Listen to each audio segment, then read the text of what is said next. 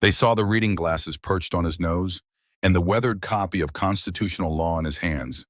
They saw his quiet demeanor and labeled him prey.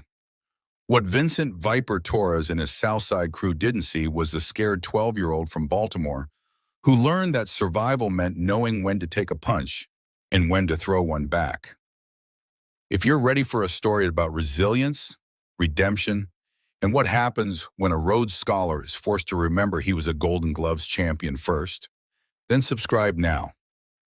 Because this isn't just a story about a fight, it's a story about the cost of integrity, injustice, and the quiet courage it takes to remain human when the world treats you like you're not. Now, let's begin. The Fort Dix Federal Correctional Institution Library smelled like old paper and broken dreams. Fluorescent lights hummed overhead, casting harsh shadows across rows of law books that promised justice to men who'd never known it. At 8:47 p.m., after final count, the library should have been empty, should have been silent, should have been safe. Julian Reeves sat at his usual corner table, blue prison uniform pressed with the kind of precision that made other inmates uncomfortable. Brown vs. Board of Education lay open before him, a deliberate choice, always. If he had to be caged, he'd spend his time studying freedom. Around him, legal briefs formed careful stacks, appeal documents, motions, hope transformed into paperwork. "Professor, you think this'll work?" An older inmate, Tommy, doing 15 for armed robbery, leaned over the table, pointing at the document Julian had helped him draft. His hands shook.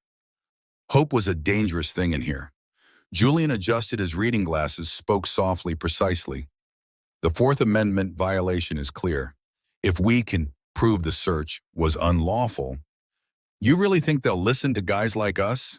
Julian met his eyes. "I think the law doesn't care who you are. It cares what's true." He didn't mention that he'd learned the opposite was often reality. That truth mattered less than power. That he was living proof of how easily justice could be perverted. Tommy nodded, gathering his papers with trembling fingers. "Thanks, Professor. I mean it." The gratitude felt like shards of glass. Every time someone called him Professor with genuine respect, Julian saw his mother's face, not proud but confused. Heartbroken. "Did I raise a thief, Julian?" The question that died with her 6 months into his sentence. Heavy footsteps echoed through the stacks. Tommy's eyes widened. He grabbed his papers and left without another word, practically running. 2 other inmates studying at nearby tables found urgent reasons to disappear. Within seconds, Julian was alone. Not alone. Never alone in prison. 4 men entered with the practiced confidence of predators who'd never met anything more dangerous than themselves. Vincent Viper Torres led them, 41, disbarred lawyer, gang leader who'd built his empire on the broken backs of men too scared to fight back. Behind him, Dante Hands Morrison, enforcer with scarred knuckles and dead eyes. Rico and Javi, muscle who'd learned violence was the only language that mattered in here. Torres's voice cut through the library's silence like a blade. 8 weeks, Professor. 8 weeks of asking nice. Julian's hands paused on the page, microscopic hesitation. His heart rate remained steady, 60 beats per minute, just like Coach Raymond had taught him 20 years ago. Control your breathing, control your arm or heart, control everything. "You're going to use that fancy law degree for us," Torres continued, circling the table like a shark. "File our appeals, move our contraband paperwork. Use that Georgetown brain." He leaned close enough that Julian could smell cigarettes and menace. "Or we're going to break every bone in your body, starting with those fingers you used to write such pretty motions." "Not again. Please, not again. 15 years of peace." Julian carefully removed his reading glasses, folded them with deliberate precision, set them on the table beside the law book. His hands trembled, not from fear, but from the monstrous effort of restraint, from fighting against muscle memory that whispered, "You know how this ends. You've always known." "I really hoped it wouldn't come to this," Julian said quietly. His voice carried the weight of every choice that had led him here, every moral stand that had cost him everything. "For both our sakes." Torres laughed, cold, cruel, convinced. What are you going to do, Professor? Quote the Constitution at us? Tell us about our Miranda rights? Rico cracked his knuckles, stepped forward, 240 pounds of prison yard muscle in pharmaceutical rage. The kind of man who'd learned early that violence solved problems education never could. Julian stood slowly, closed the law book with the reverence of a man saying goodbye. His eyes changed, something ancient and familiar flickering to life behind the glasses, behind the careful academic performance, behind 15 years of choosing peace over the war. His hands remembered. Torres gave the nod. Show him what hope gets you in here. Rico threw the first punch, a wild haymaker aimed at Julian's face, meant to shatter bone and break spirits. Time seemed to slow, the way it always did before violence bloomed. Julian didn't dodge, didn't flinch. Instead, he let it land on his shoulder, absorbing the impact, testing their skill level. His expression remained neutral except for his eyes, those eyes that had seen this dance before in Baltimore alleys, in boxing rings, in the space between survival and surrender. That's your one free shot, Julian said quietly. And somewhere deep inside, in the place where the 12-year-old boy from West Baltimore still lived, the boy who'd watched his father bleed out, who'd learned that the world kept hitting until you learned to hit back. Something ancient and terrible began to wake. The guards would review the security footage later, frame by frame, trying to understand what happened in that library. They'd watch a quiet academic transform into something else entirely. Something precise, controlled, devastating. But to truly understand Dr. Julian Reeves, to understand why a Rhodes Scholar could dismantle 4 men in seconds, you had to go back 30 years to the streets of West Baltimore, to the boy who learned that survival wasn't a choice, it was a skill. Julian Reeves was 11 years old when he watched his father die, not in a hospital bed surrounded by family, not peacefully in his sleep. On the cold linoleum floor of Murphy's Corner store, 3 blocks from their apartment, bleeding out from gunshot wounds while sirens wailed in the distance, and Julian's small hands pressed uselessly against the holes in his father's chest. Stay with me, Daddy. Please stay with me. But Marcus Reeves didn't stay. He left his son kneeling in his blood, left his wife Sarah to raise their boy alone, left them both drowning in grief and poverty, and the kind of rage that has nowhere to go except inward. Sarah Reeves became a ghost who worked 3 jobs. Nursing aide at Hopkins during the day, office cleaning at night, weekend catering when she could get it. Julian would wake at 2 a.m. to the sound of her key in the lock, see her collapse on the couch still wearing her uniform, too exhausted even to cry anymore. Their apartment became a museum of survival, peeling wallpaper that Sarah couldn't afford to replace, a radiator that clanged all night like it was trying to break free. The smell of neighbors cooking, seeping through walls so thin Julian could hear every argument, every sob, every desperate prayer. He tried to be invisible, tried not to add to her burden, did his homework in silence, ate whatever she could provide without complaint, pretended he didn't see how her hands shook from exhaustion, how her eyes had gone hollow with grief. But Baltimore had other plans for invisible boys. At 12, walking home from school, Julian was jumped by older boys in an alley off Fulton Avenue. 5 of them, ages 14 to 16, looking for an easy victim. They found one. They beat him until his face was unrecognizable, until his ribs cracked, until he couldn't remember his own name through the haze of pain. Then they left him bleeding in the trash, another broken thing in a neighborhood full of broken things. Julian missed 2 weeks of school. His mother cried over his swollen face every night, her tears mixing with the antiseptics she used to clean his wounds. She'd lost her husband to violence. Now violence was claiming her son, piece by piece. Baby, she whispered one night, holding his hand while he tried not to scream from the pain in his ribs. This world's gonna keep hitting you. We gotta figure out how you hit back. But it was Coach Raymond Washington who taught him how. The police athletic league gym stood 3 blocks from Julian's apartment, a sanctuary he'd never entered, too afraid of what choosing violence might mean. Coach Raymond found him 2 days after the beating, still limping, still flinching at shadows. Raymond Washington was 57, a former middleweight contender with hands like granite and eyes that saw everything. The fear, the rage, the desperate need to never feel helpless again. "You can learn to hit back," Raymond said, voice rough as sandpaper. "Or you can keep getting hit. Your choice, son." Julian chose to hit back. The gym became his second home. Leather heavy bags, the rhythmic thunder of speed bags, the smell of sweat and determination. Boys who understood that fighting wasn't about anger, it was about survival. Raymond's first lesson: defense first, always defense, then precision, then power. In that order. You understand me? Julian understood.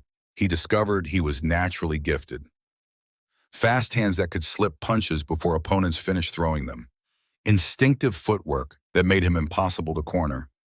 A tactical mind that read fights 3 moves ahead. But more important than talent was discipline.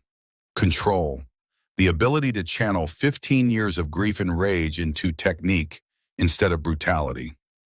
At 14, Julian won his first Golden Gloves tournament, city champion in his weight class.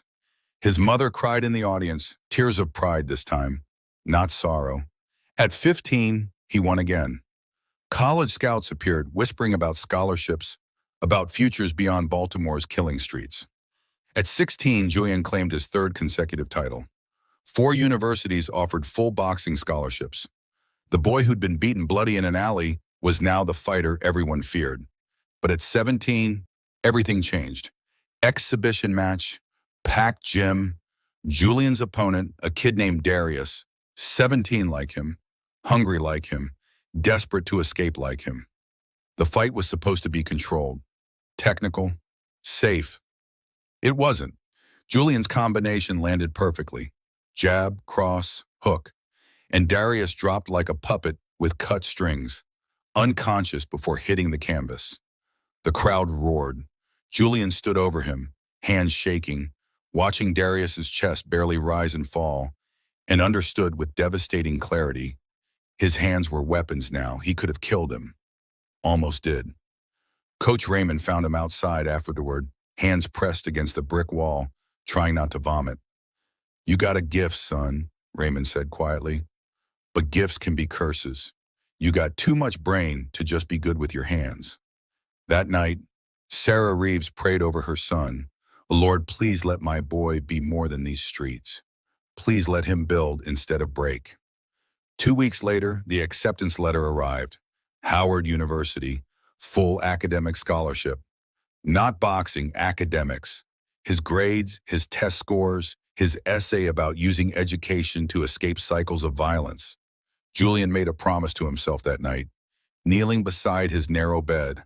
Never throw another punch unless survival demanded it. Leave violence behind. Choose books over brutality.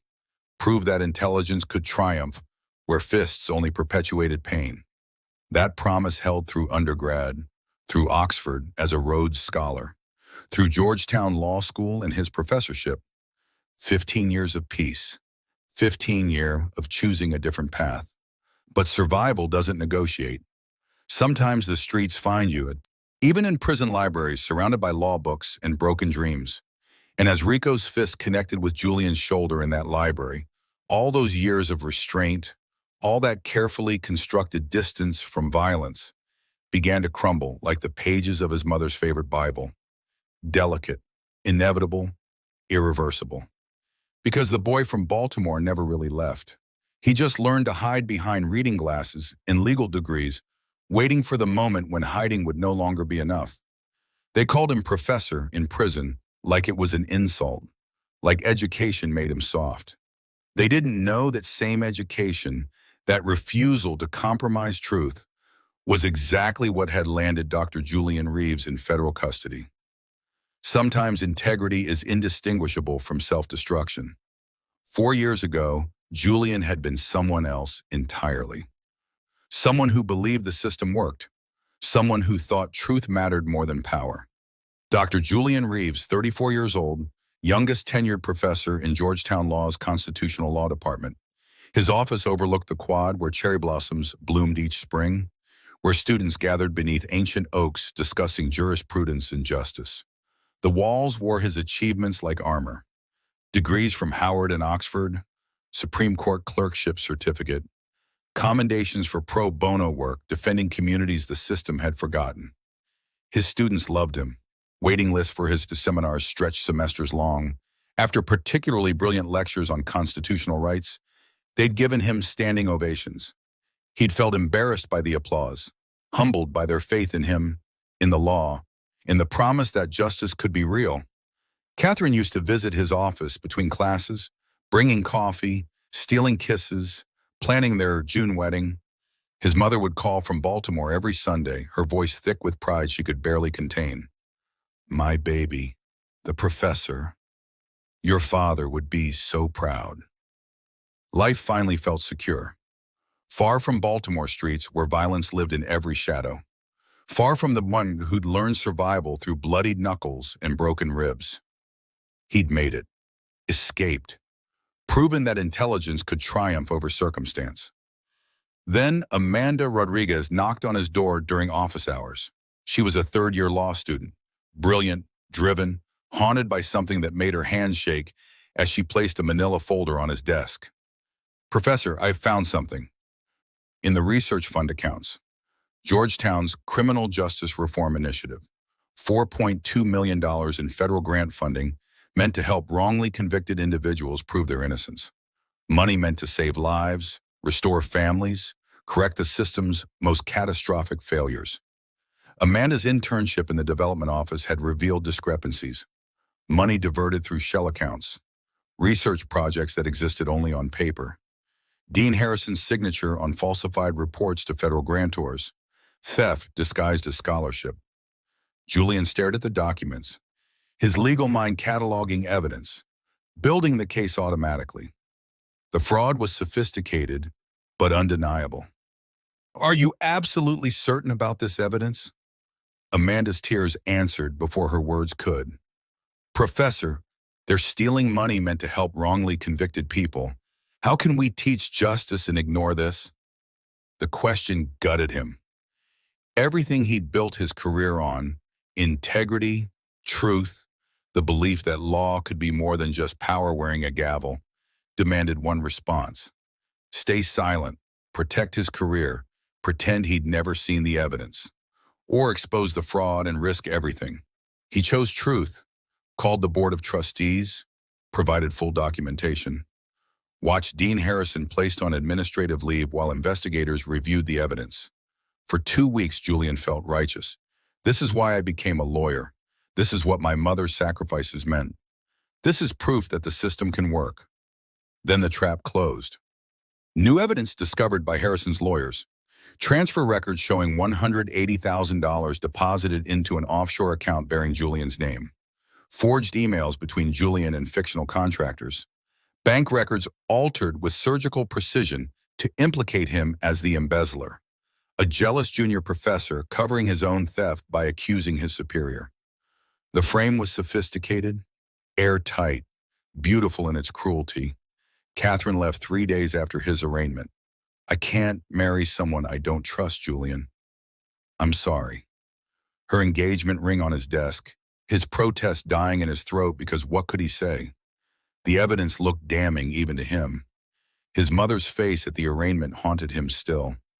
Confusion bleeding into heartbreak, then something worse. Betrayal. Her question echoed through the courtroom, through the trial, through every moment since. "Mom, did I raise a thief, Julian?" The federal prosecutor offered a plea deal. 3 years for cooperation, full confession, testifying against other co-conspirators. A way out that required only one thing: admitting guilt for a crime he didn't commit. "I won't confess to something I didn't do," Julian told his court-appointed attorney. "I won't give them that." "Then you'll lose. The evidence is overwhelming." "The evidence is fabricated." "Can you prove it?" He couldn't. Harrison had been thorough. The trial lasted 3 weeks. The sophisticated frame held up under scrutiny. Jurors saw a privileged professor who'd gotten greedy, who'd exploited his position, who'd stolen from the very people he claimed to help. They saw what the evidence showed them: guilt. Verdict, guilty on all counts. Sentence, 7 years in federal prison. Julian stood when the judge read the sentence, numb, watching his life collapse like a building imploding inward. His mother in the gallery, her face crumbling, her body folding into itself as if punched. He tried to meet her eyes, to somehow communicate innocence through courtroom space, but she looked away. She couldn't look at him. 6 months into his sentence, his mother died. Heart attack, the doctor said. Medical terminology to explain what Julian knew with absolute certainty. She died of heartbreak. Died believing her son, the boy she'd worked 3 jobs to save, the man she'd sacrificed everything to educate, was a criminal. A thief who'd perverted everything she'd taught him about integrity. He never got to tell her the truth. Never got to say, "Mom, I was innocent. You didn't raise a thief. Every sacrifice you made, every night shift you worked, every prayer you whispered, none of it was wasted. I'm exactly who you raised me to be, and that's why I'm here." That loss, more than the prison walls, more than the stolen years, more than Catherine's abandonment or colleagues' silence, became his real cage. A cell built from grief and unanswered questions, locked from the inside, with no key except the one his mother had taken to her grave.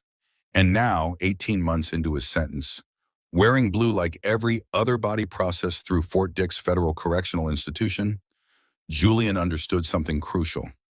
Innocence meant nothing here. The system didn't care about truth. It cared about control. And Vincent Torres, watching from across the yard, calculating, planning, was about to teach Julian exactly what that meant. The guards would tell you Fort Dix Federal Correctional Institution doesn't care about innocence. The blue uniform Julian wore, identical to every other inmate's, made him just another number, another threat assessment, another body moving through concrete corridors. But to Vincent Viper Torres, Julian represented something else entirely. Something that kept Torres awake at night, staring at his cell ceiling, grinding his teeth until his jaw ached. An opportunity wrapped in humiliation.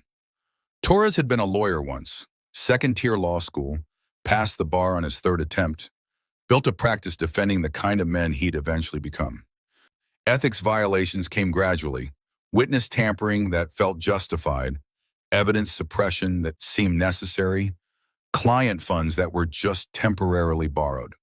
The disbarment 5 years ago hadn't surprised him. What surprised him was how much it still burned. Then Julian's file crossed his desk during intake processing. Georgetown Law, Rhodes Scholar, Oxford, constitutional law professor. The kind of pedigree Torres had fantasized about during his struggling law school years, studying in cramped apartments while men like Julian glided through ivy-covered campuses. The resentment wasn't rational. Torres knew that. But prison doesn't care about rational. It cares about power. And Julian's refusal to help with gang legal work, appeals, motions, the paperwork that kept Torres's operation running, felt personal. This Rhodes Scholar thinks he's better than me, Torres thought during those sleepless nights. We're both in blue uniforms now. We're the same, except they weren't. And Torres knew it, and that knowledge festered like an infected wound. Week 1, Torres simply watched. Not obvious threats, just constant presence. Julian in the library? Torres reading nearby. Julian in the cafeteria? Torres 3 tables over. Julian in the yard? Torres leaning against the fence, eyes tracking every movement. Other inmates noticed. "Professor, you got a shadow," Marcus Thompson warned during dinner. Julian just nodded, kept helping inmates with their paperwork, maintained his quiet routine. But inside, an alarm system honed on Baltimore streets was sounding. He recognized predator behavior the way you recognize your native language. Instantly, instinctively, completely. By week 3, the violations escalated. Coffee accidentally spilled across Julian's legal briefs. 6 months of appeal work ruined, brown liquid bleeding through pages of carefully researched case law. His cell ransacked during yard time. Nothing stolen, but everything violated. Personal space turned inside out. A message written in displaced belongings. "You are not safe here." Julian documented everything in a journal hidden inside his law books. Dates, memes, witnesses, contraband routes he'd observed. His legal mind never stopped working, even when his heart wanted to. Build the case, establish pattern, protect yourself. The professor thinking like a prosecutor, knowing violence might come but hoping evidence could prevent it. Week 5 brought verbal intimidation. Torres approached in the cafeteria, sliding onto the bench beside Julian with practiced casualness. "We should talk, Professor, about opportunities." "I'm not interested in your business, Torres." Torres leaned close enough that Julian could smell the contraband coffee on his breath. "You think you're better than us? Your fancy degree don't mean shit in here." Julian maintained eye contact, voice calm despite his accelerating pulse. "I don't think I'm better. I think I'm different, and I'd like to keep it that way." Torres's laugh was cold, empty of humor. "You don't get to choose different in here, Professor. Nobody does." Week 7, the physical escalation Julian had been dreading. Rico accidentally collided with him in the cafeteria line. Full body check designed to provoke. Julian stumbled, but didn't fall, didn't react, just reset his stance with subtle precision. Other inmates watched, waiting to see if the professor would retaliate or crumble. Julian simply walked away. But Torres noticed something in that moment of contact. The way Julian had adjusted his feet, the micro movement of weight distribution, the controlled non-reaction that required more discipline than fighting back. That's not how academics move when pushed, Torres thought, suspicion blooming like blood in water. But ego overrode caution. He'd come too far to stop now. By week 8, the ultimatum arrived. Dante delivered it in the yard, voice low and certain. "Library tonight, after final count. Torres wants to talk business." Julian knew what talk business meant. He had 3 choices, none good. Report to guards and mark himself as a snitch, a death sentence in prison hierarchy. Request protective custody and mark himself as weak, almost worse. Or face it, armed only with documentation that might matter to investigators, but meant nothing to men with scarred knuckles and prison shanks. That night, Julian sat in his usual corner of the library, reviewing his hidden documentation. 8 weeks of harassment, witness names, contraband routes, guard complicity, everything organized with prosecutorial precision. Plan A was comprehensive, actionable, potentially devastating to Torres's operation. But Plan B, the library doors opened. 4 sets of footsteps echoed through the stacks like a countdown. Julian did not look up from his book, but his hands, those hands that hadn't thrown a competitive punch in 20 years, that had turned pages instead of breaking bones, that had chosen intellectual precision over physical violence, began to remember. Muscle memory is a curious thing. It sleeps quiet and patient, like a boxer between rounds, but it never truly forgets. And as Torres's shadow fell across Julian's open law book, those sleeping reflexes began to wake, stretching and testing, asking a question Julian had spent 15 years trying to avoid. What happens when a man who chose peace is forced to remember war? Rico's fist hung in the air for a heartbeat, wild, telegraphed. Amateur. Julian let it connect with his shoulder, absorbing the impact like a scientist testing variables. Strength, moderate. Technique, non-existent. Coordination, poor. The information processed through muscle memory that hadn't forgotten a single lesson from Coach Raymond's gym. "That's your one free shot," Julian said quietly, his voice carrying a weight that made Rico hesitate. Torres laughed, the sound echoing off library walls like breaking glass. "Big talk from a..." Dante rushed forward, prison brawler style, all power, zero precision. A street fighter who'd never learned the difference between rage and discipline. Julian's body moved before his conscious mind engaged, 20 years of dormant training erupting through forced stillness. He sidestepped with footwork so smooth it seemed choreographed, weight perfectly distributed, balance absolute. His elbow struck Dante's temple with surgical exactness, the precise angle, the exact pressure point where skull met jaw. Dante's eyes rolled back. He was unconscious before gravity claimed him, his body hitting the linoleum with a sound that made the watching inmates gasp. 3 seconds. Rico and Javi attacked simultaneously, coordinated but clumsy.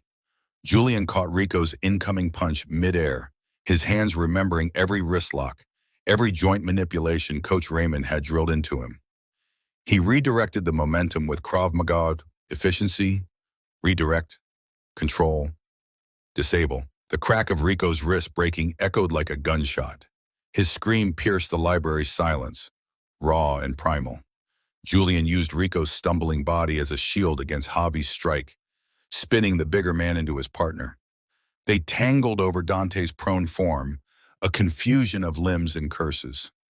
6 seconds. Julian's breathing remained steady, 60 beats per minute, exactly as trained. His heart knew this rhythm. His body remembered that survival sometimes required controlled violence, that mercy could be measured in the restraint of not hitting harder than necessary. Javi recovered, charging with blind fury instead of strategy. They always get angry, they always stop thinking. Julian's liver shot traveled only 6 inches, but landed with championship force. 20 years of dormant power condensed into one anatomically perfect strike. Javi's face drained of color, turning gray as his nervous system short-circuited. He crumpled, vomiting, diaphragm spasming, unable to draw breath. The liver trauma sent shockwaves through his entire system, pain so complete it shut down everything else. 9 seconds. Torres finally understood his catastrophic miscalculation. His hand moved to his waistband, pulling out a 6-inch shank, sharpened plastic filed to razor edges, a kill weapon. Julian's expression shifted. Not fear, sadness, deep, bone-weary sadness. You really don't want to do that, Vincent. But Torres was past listening, past thinking. He lunged, blade aimed at Julian's throat, a killing strike born of humiliation and rage. What happened next shouldn't exist outside military training. Julian's forearm block redirected the blade from center mass with millimeter precision. His hand rotated Torres's wrist in a motion so fast it blurred, breaking the grip with anatomical knowledge most civilians never possessed. The shank clattered across the floor. Spinning into shadows, Torres stood exposed, off balance, completely vulnerable. Julian's combination flowed like water over stones, inevitable, unstoppable, controlled. Throat strike, not crushing, just enough pressure, knee to solar plexus, precise placement. When knocked out, takedown using Torres's own momentum, gravity doing the work. Torres hit the ground hard. Julian's knee found his neck, applying exactly enough pressure. Not to crush, never to kill, just to control. Tap out, or I put you to sleep. Your choice, Binair. Torres tapped frantically, gasping, humiliated before his crew, before the watching inmates, before whatever twisted pride had driven him to this moment. Julian released immediately, backing away with hands raised. Non-threatening, always non-threatening when possible. 12 seconds. He stood among 4 incapacitated men, chest heaving now. But the shaking that seized him wasn't from exertion. It was from the emotional cost of becoming what he'd promised himself he'd never be again. Tears streamed down his face as he picked up his reading glasses with trembling fingers. "I'm sorry, Mom," he whispered to the empty air, to the ghost of a woman who'd died believing her son was a criminal, who'd never know he'd kept his promise for 15 years before this moment. "I'm so sorry I couldn't stay that person you were proud of." The alarm began to wail. The alarm's piercing wail shattered the library's silence. Heavy boots thundered through corridors, a sound Julian had heard countless times before, always signaling someone else's catastrophe. Never his own, until now. 6 guards burst through the double doors, weapons drawn, expecting to find what they always found when gangs targeted quiet inmates. Blood, broken bones, maybe a body. What they found instead made them freeze mid-stride. 4 men down. Dante sprawled unconscious, his temple already purpling. Rico clutching his wrist, the bone jutting at an impossible angle, his screams raw and animal. Javi gray-faced and retching, curled around his damaged liver. Torres gasping on the floor like a landed fish, his throat still bearing the ghost pressure of Julian's restraint. And Julian, standing among the wreckage with his reading glasses perched carefully on his nose, hands raised in peaceful surrender, as if he'd simply witnessed violence rather than dispensed it with surgical precision. "What the hell happened here?" Officer Martinez demanded, weapons still trained on Julian despite every visible piece of evidence, screaming the obvious truth. Julian's voice emerged steady, clinical, the professor's tone, not the fighter's. "Self-defense.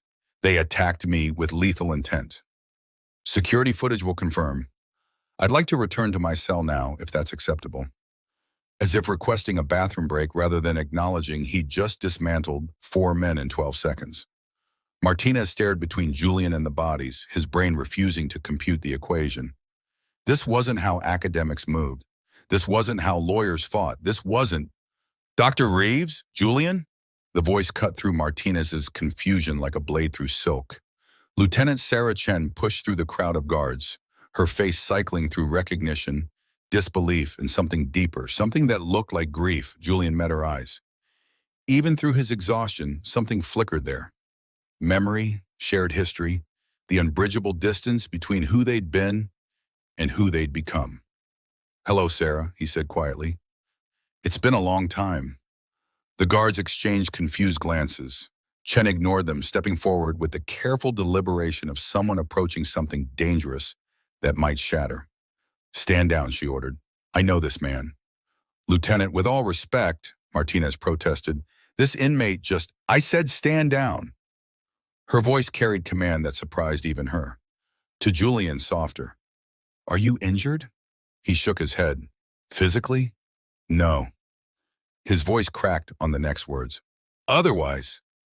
He couldn't finish, didn't need to. Chen dismissed the other guards with a gesture, asking only Martinez to stay as witness, the weight of protocol in something more personal. When they were alone except for the groaning men on the floor, she turned back to Julian. "I thought," she swallowed hard, "after the conviction, I assumed you couldn't possibly be guilty, but I never reached out. I never—" Her voice broke. "I'm so sorry, Julian." "Don't be." His smile was bitter as ashes. Everyone assumed guilt. The evidence was convincing. That's how good frames work, Sarah. They're designed to make doubt impossible. "What I don't understand is this." She gestured at the unconscious men, the broken bodies, the shattered violence. "Where did you learn to fight like that?" Julian's laugh held no humor. Just recognition of irony so sharp it cut. "Baltimore. Before Georgetown, before Oxford, before constitutional law and tenure-track positions." "Baltimore." Chen's confusion deepened. "Your file says you went to Howard on academic scholarship." "Boxing scholarship," Julian corrected, and the two words hung in the air like an indictment. "Golden Gloves champion, 3 consecutive years. Could have gone professional. Coach Raymond said I had the hands for heavyweight contention." He stared at those hands now, still trembling slightly, not from exertion, but from the emotional cost of resurrection. "I was a lot of things before I decided to be a lawyer, Sarah. Street kid whose father was murdered when he was 11. Boy who got beaten in alleys until someone taught him to hit back. Fighter who learned that survival and violence were sometimes the same word." His voice dropped to barely a whisper. "I chose education because I wanted to prove you don't need violence to win. I left that life behind when I was 18.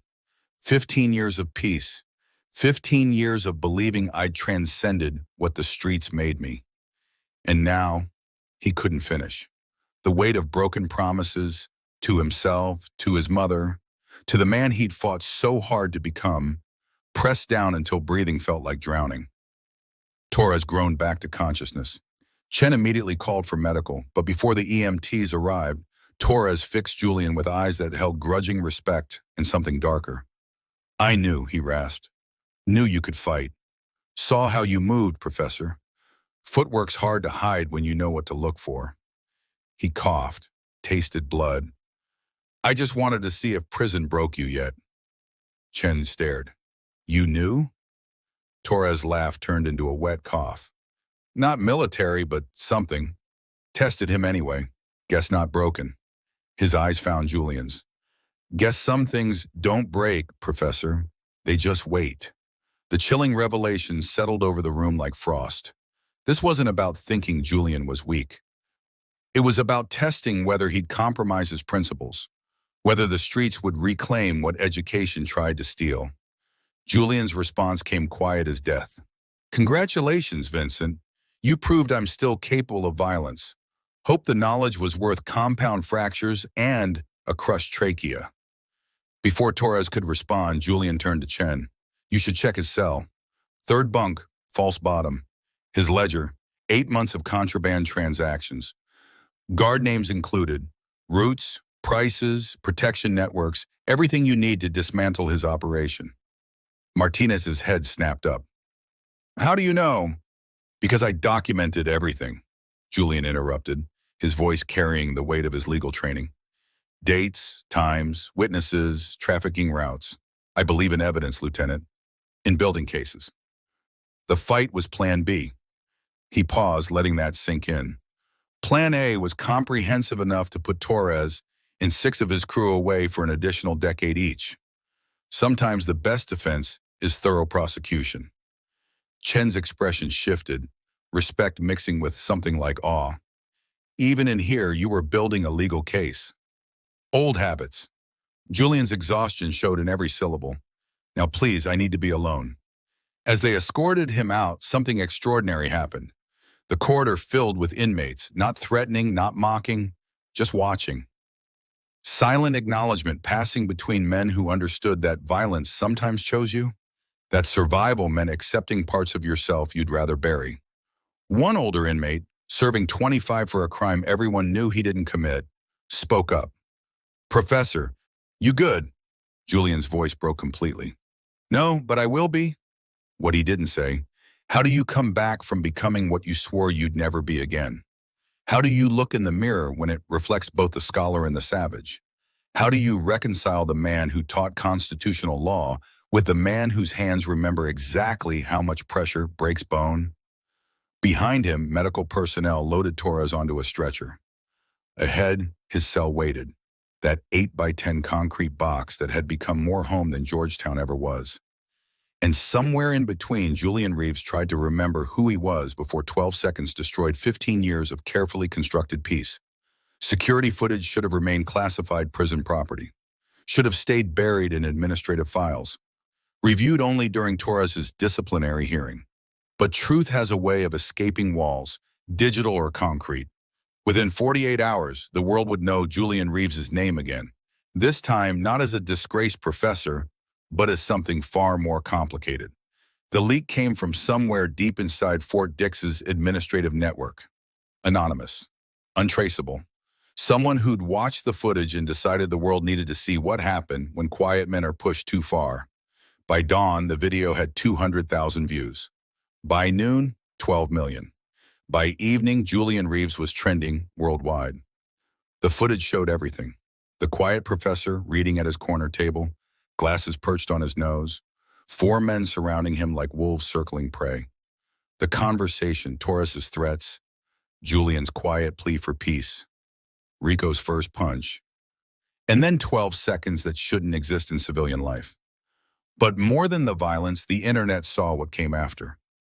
Julian standing among 4 incapacitated men, chest heaving, tears streaming down his face, the way his hands shook as he picked up his reading glasses. The whispered words to empty air. I'm sorry, Mom. I'm so sorry. That's what broke through the noise, not the perfect footwork or surgical precision. The grief, the visible cost of survival. Comment sections exploded into civil war, half celebrated justice. They got what they deserved. Don't mess with quiet people. Streets never leave you. The other half asked harder questions. Why is this man in prison? Georgetown professor fights like special forces? Something doesn't add up here. Free Julian Reeves began trending before the sun set on the first day. Prison officials scrambled. The investigation moved with unusual speed. Witnesses corroborating Julian's account. Torres's contraband ledger discovered exactly where Julian said. 7 gang members charged, 4 guards suspended. Torres himself hit with federal conspiracy charges. 3 additional years added to his sentence, plus 6 months solitary. Julian cleared of all disciplinary action, self-defense, justified force, case closed. But vindication inside prison walls meant nothing when the real fight was just beginning outside. Georgetown alumni organized protests on campus. Former students who'd taken Julian's constitutional law seminars held vigils. Cable news legal analysts dissected his original case frame by frame. If he's capable of that level of tactical thinking under pressure, why wouldn't he have fought harder at trial? What are we missing here? Even Dean Harrison's carefully constructed narrative began showing cracks. Financial reporters, smelling blood in the water, started digging through Georgetown's development office records, finding inconsistencies, timeline problems, money trails that didn't quite match official statements. The federal prosecutor's office felt the pressure. "We're reviewing the Reeves matter," came the official statement. Bureaucratic language for "maybe we got this wrong." Julian declined every interview request, stayed in his cell, helped other inmates with their appeals. But at night alone, he felt the weight of eyes watching, millions of strangers forming opinions about his life from 12 seconds of footage. Reducing everything: Baltimore, his mother's sacrifices, Coach Raymond's lessons, Oxford, Georgetown, the fraud that destroyed him, to viral entertainment. Then 4 days after the leak, his court-appointed attorney arrived with news that changed everything. Amanda Rodriguez came forward, the attorney said, hands trembling as he opened his briefcase. "Your former student, the one who originally discovered the fraud." Julian's heart stopped. Amanda, the 3L student he'd protected, the witness who'd stayed silent. "She has emails," the attorney continued, 4 years of secretly kept correspondence showing the university pressured her into silence, threatened her scholarship. And she has something else: digital forensics evidence proving the offshore account used to frame you was created from an IP address inside Georgetown's administration building. Julian stared at the documents, years of hope and resignation warring in his chest. "Why now?" His voice barely a whisper. "Why not 4 years ago when it mattered?" The attorney's expression softened. "She said she watched the security footage, saw your face after the fight, saw what carrying her silence cost you. She can't live with it anymore." That night, Julian sat in his cell holding Amanda's sworn affidavit, her confession, her evidence, her choice to risk everything, her career, her reputation, her freedom, to tell the truth she should have told years ago. Outside his cell window, stars fought through the prison floodlights. Somewhere beyond these walls, his mother's grave waited in Baltimore soil. She died believing he was guilty. Died of heartbreak, the doctor said, though Julian knew better. She died of betrayal, the impossible grief of believing her son, her baby who she'd worked 3 jobs to save from the streets, had become what she'd sacrificed everything to prevent. "Mom," he thought, pressing his palm against the cold glass, "maybe you'll finally know the truth." 3 months later, a guard appeared at his cell door. "Reeves, warden's office. Now." His attorney sat beside Warden Morrison, expression impossible to read. Somewhere between sympathy and something else, something that looked almost like hope. Morrison slid a document across the desk. Julian's hands trembled as he read the first line. "Motion to vacate conviction." The walls seemed to breathe. 4 years, 2 months, 17 days collapsed into those 4 words. His vision blurred. Somewhere in the distance, his mother's voice whispered what she used to say when he came home from the gym. Young and victorious, "That's my boy. That's my beautiful, brilliant boy." But the question burning through his chest wasn't about innocence or guilt anymore. It was this: who do you become after the world has seen both who you were and who you had to be to survive? 3 months after the fight, Julian received a summons to Warden Morrison's office. His attorney sat beside Morrison, both wearing expressions impossible to read, somewhere between sympathy and something else entirely. Morrison slid a document across the desk. Julian's hands trembled as he read the first line.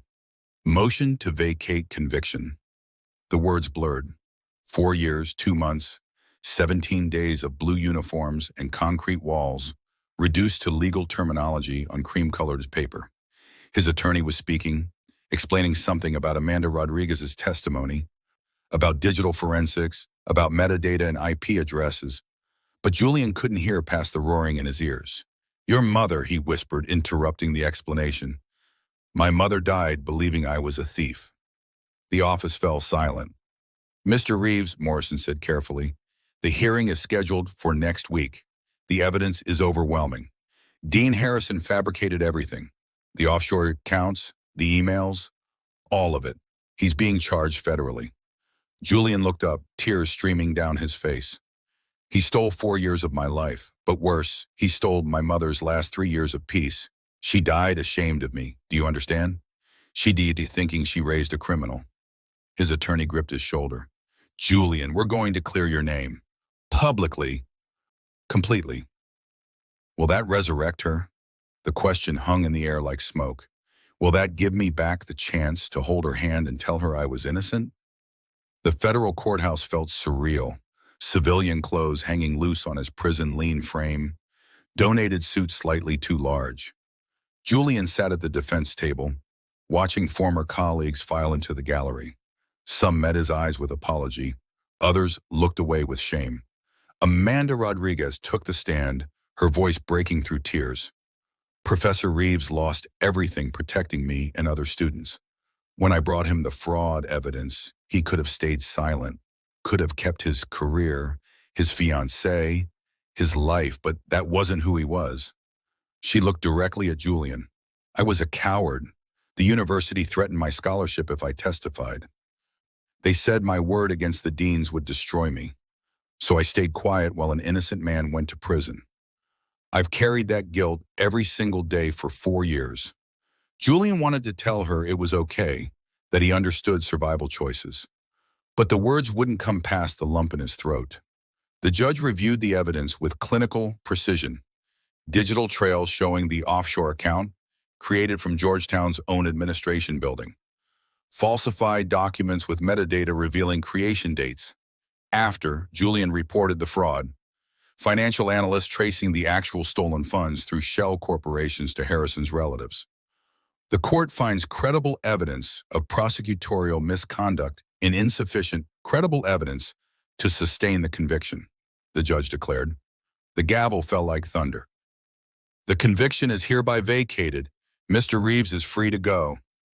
The courtroom erupted, former students crying, Georgetown alumni cheering. But Julian sat motionless, hands folded in his lap, staring at nothing. "Julian." His attorney's voice seemed distant. "You're free. Do you understand? You're free. Free." The word tasted foreign, like a language he'd forgotten how to speak. Outside, media cameras flashed like lightning. Microphones thrust toward his face. Shouted questions, bleeding together into incomprehensible noise. Julian raised one hand and somehow silence fell. "I'm grateful to everyone who fought for truth," he said, voice steady despite the tremor in his chest. "To Amanda Rodriguez for her courage. To the judge for reviewing the evidence." He paused, looking directly into the nearest camera. "And to my mother, Sarah Reeves, who died believing I was guilty." His voice cracked. "Mom, I was innocent. I was always innocent. I hope wherever you are, you know that now. I hope you can finally rest." The words broke him. His attorney guided him away as tears finally came. 4 years of grief, injustice, and suffocating silence pouring out on courthouse steps. Georgetown's new dean approached with an offer: full restoration, tenure, back pay, endowed chair. Julian barely heard him. He was already planning something else entirely, something that had nothing to do with prestige and everything to do with 17 men still sitting in Fort Dix Library, waiting for someone to believe they mattered. His phone buzzed. Blocked number. Almost didn't answer. "Professor?" Marcus Thompson's rough voice. "It's Marcus from Fort Dix. We got 17 guys here still working on appeals. You coming back to finish what you started?" Julian looked at the dean, at the cameras, at the life Georgetown was offering to return to him. Then he looked at his phone and smiled for the first time in 4 years. "Yeah, Marcus, I'm coming back, just not the way anyone expects." The phone felt foreign in Julian's hand, Not the contraband burners that circulated through Fort Dix, but his own device. Legally his, with numbers he could call without fear. Yet Marcus Thompson's rough voice through the speaker carried the weight of concrete walls, of men still wearing blue uniforms, of appeals gathering dust in prison libraries. Professor, it's Marcus Thompson. From Fort Dix, we got 17 guys here still working on appeals. You coming back to finish what you started? Julian stood at his mother's grave, December wind cutting through his donated suit. The question hung between two worlds, the freedom he'd barely begun to taste, and the cage he'd left behind but couldn't quite escape. I'll be there Thursday, he heard himself say. Tell them to have their documentation ready. Georgetown's conference room gleamed with polished mahogany and desperate contrition. The new dean, the university president, 5 board members, all watching Julian with expressions that mixed genuine remorse with careful political calculation. Mr. Reeves, the president slid a leather portfolio across the table. Full restoration, tenured position, 4 years back pay, $680,000, endowed chair in constitutional law. We cannot undo what was done, but we can try to make it right. Julian opened the portfolio slowly, scanning numbers that once would have seemed life-changing. Now they felt like blood money, compensation for years that couldn't be purchased back. The back pay, I'll accept, he said quietly. I have legal debts to settle, but the position, that life is over. Shock rippled through tailored suits and carefully styled hair. You're declining. The dean's voice cracked on the word. Julian closed the portfolio, his hands steady despite the tremor in his chest. I spent 4 years in Fort Dix. In that library, I taught constitutional law to men who never graduated high school. Helped overturn wrongful convictions for people who couldn't afford lawyers. Watched men with life sentences earn GED certificates and cry because nobody ever believed they could learn. He met their eyes one by one. Those men needed education to survive, not to collect credentials. They needed someone to believe they were more than their worst decisions. I found something in that prison library more important than prestigious appointments. Purpose. The president leaned forward. So what will you do? Something that actually makes a difference. 6 months later, Julian stood in a cramped Baltimore office 3 blocks from Coach Raymond's old gym. The sign outside read "Show Second Chance Law and Education Center," in letters that cost more than he wanted to spend, but less than dignity demanded. Amanda Rodriguez walked in carrying boxes of legal files. Her lawyer's suit replaced with jeans and a determination that looked like penance. 12 more cases from Fort Dix, she said, setting them on his desk. Marcus says 2 of them are solid overturns if we can find the right precedents. Julian nodded, already reaching for the first file. Working with Amanda had been uncomfortable at first. The weight of her silence during his trial still hung between them like humidity before a storm. But she'd shown up every day for 6 months, working pro bono, taking the cases nobody else wanted. You don't have to keep doing this, he'd told her once. You've paid whatever debt you think you owe. Her response had been immediate, fierce. You made a choice to protect me. I made a choice to protect myself. There's a difference, Professor. I'm not here because the debt is paid. I'm here because it never will be, and I'd rather spend my life trying than pretending it doesn't exist. Some wounds close, others just stop bleeding. But occasionally, if you're careful, they transform into something that helps others heal. 2 years post-release, Julian taught constitutional law at Baltimore Community College. Evening classes, adult students, many formerly incarcerated, all second-chance seekers who understood that education wasn't decoration, but survival.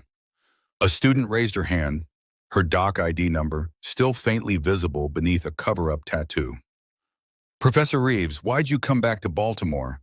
You could have gone anywhere. The question pierced deeper than she knew. Julian paused, remembering 12-year-old hands learning to make fists in Coach Raymond's gym. Remembering his mother's prayers that her boy would be more than these streets. Remembering the library at Fort Dix, Torah's crew approaching. The moment violence became unavoidable. Remembering the choice between who he'd been and who he'd tried to become. and finally understanding it was never either or. Because Baltimore made me who I am, he said softly. The fighter and the scholar. Running from that nearly destroyed me. I'd rather embrace both and use them to help people like you. After class, he walked past the old pal gym, now bustling with kids learning discipline through boxing. Through the window, a 12-year-old girl practiced footwork, defense first, always defense, just like Raymond had taught him 30 years ago. Julian watched her move, saw himself in every careful step, and felt something crack open in his chest. Not breaking, expanding, room for all of it finally. The Baltimore survivor, the Golden Gloves champion, the Rhodes Scholar, the wrongfully convicted professor, the man who'd fought in a prison library not because he wanted to, but because sometimes survival demands you remember who you were before you became who you wanted to be. Some cycles break. Others transform into something better. He smiled, really smiled, for the first time since his mother died, and walked home to prepare tomorrow's lesson plans for 17 men who still believed education could set them free. Because it could, because it had, because Julian Reeves had finally learned that freedom wasn't about escaping your past. It was about carrying every broken, beautiful piece of it into a future worth building. Julian Reeves never returned to the ivory tower. He didn't need to. The Second Chance Law and Education Center helped overturn 47 wrongful convictions in its first 3 years. 73 inmates earned their GEDs. Violence at Fort Dix dropped 40% after Julian became their official mediator and mentor. Dean Harrison served 18 years in federal prison, wearing the same blue uniform he'd condemned Julian to wear. And every Thursday evening, Julian still drove to Fort Dix, walked through those metal detectors as a visitor now, and taught constitutional law in the library, where he'd once been forced to remember he was more than just a scholar. Because some men are defined by single moments. But Julian Reeves was defined by the choice he made, after the moment passed, to transform pain into purpose, injustice into action, and a 12-second fight into a lifetime of fighting for those who couldn't fight for themselves.